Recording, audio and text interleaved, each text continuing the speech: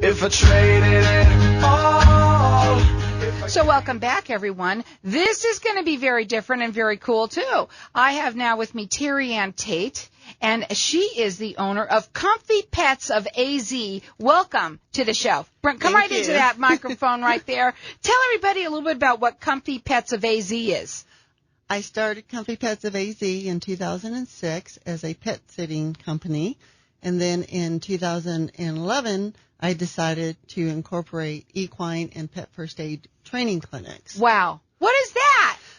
That is, I train pet professionals as well as a pet parent for anyone that owns an equine, horse, or a dog or a cat.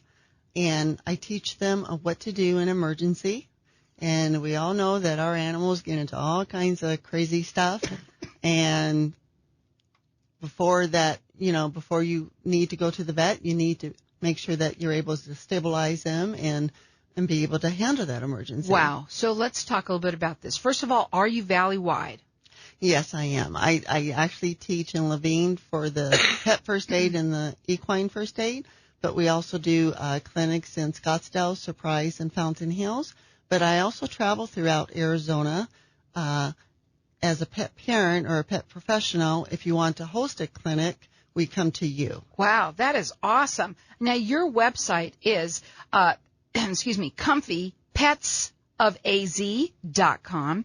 And now I want to know, first of all, give them the ideas of what it would be. I mean, we know that they get into things. So what would be the emergency? Obviously, choking could be one. What is it? What are some of them? Yeah, choking is the number one for the dogs. Mm-hmm. Dogs will eat anything and everything. And the number one choking hazard is actually the rawhides and the greenies. So they're trying to chew them, and what they do is they break them, and it ends up going horizontal in their throat, and it cuts off their air.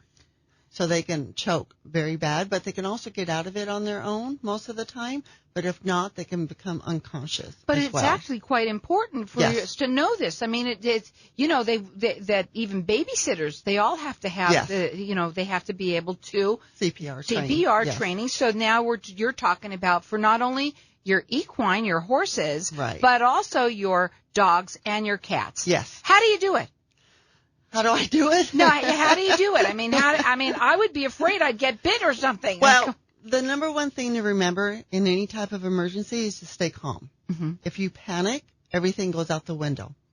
Nothing's going to go right, and everything's going to go wrong.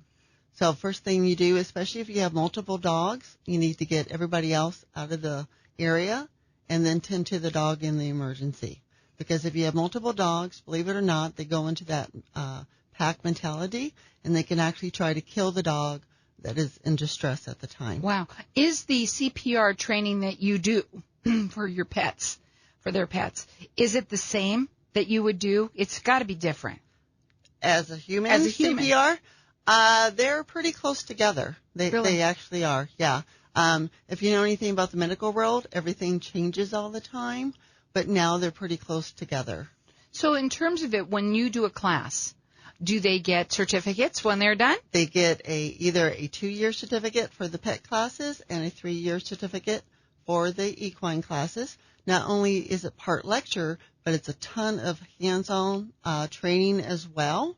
So in the equine clinics, it's actually our basic and advanced clinic is actually 2 to 3 hours of hands-on training where they are working with the horses at Riders Ranch, and they are learning, and they work as teams, and they're going through real-life scenarios. Wow, that's really neat. This is neat. When I heard about it, I had to call you.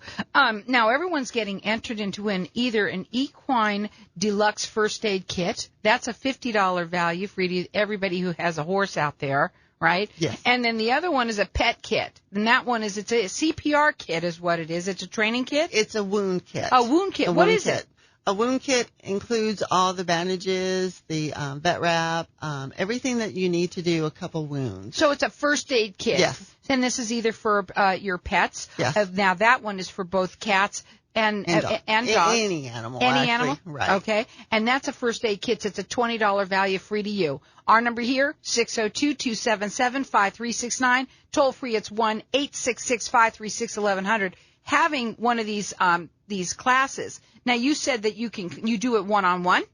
Yes, I also do private classes So as private, well. Yes. And also, will you do it when you say that you can get together and bring in a sort of a group as well? Yes. Okay. Yes. If somebody wants to host a class, I help them with. They can either bring in their own friends, or we can help with advertising and everything, and we can have the local people come to the clinic as well.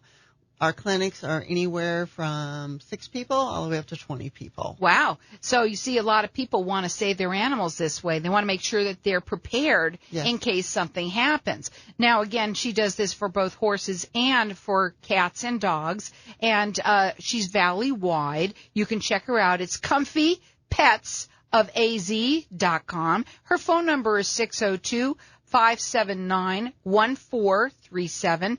Or call in here, and everyone's getting entered in to win an Equine Deluxe First Aid Kit. That's a $50 value.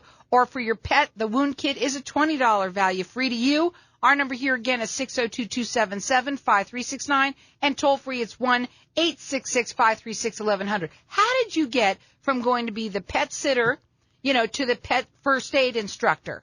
Well, I took my first pet first aid training myself as a pet sitter in 2007.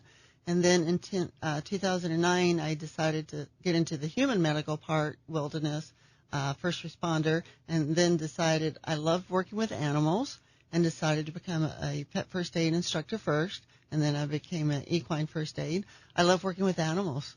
I work with all my clients' animals, and I'm one of the few companies that actually do equine care, let alone special need animals cares as well. Wow, so that's neat too. Yeah, if they need medication or sub-Q fluids or anything like that. And yeah. again, she is valley-wide, and it's a family affair. It really should be. I think everybody should know how to take care of not just your children Right. or your family members, but your pets as well. Yes. Now, you said what the number one was obviously choking on those little chewies and all of that, which we know. What is the second one? What would be number 2? The second one is when you're actually out maybe walking them or